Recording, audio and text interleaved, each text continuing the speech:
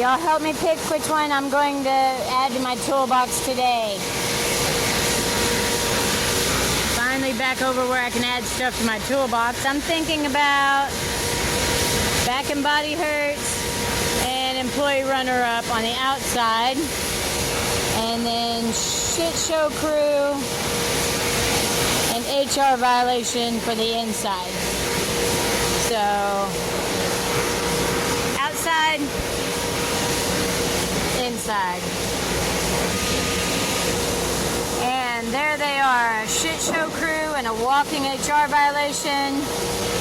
One Back and Body Hurts and Employee of the Month Runner-Up. I'm going to add my Trump stickers to this tomorrow night and post another video, and it'll be a final work complete.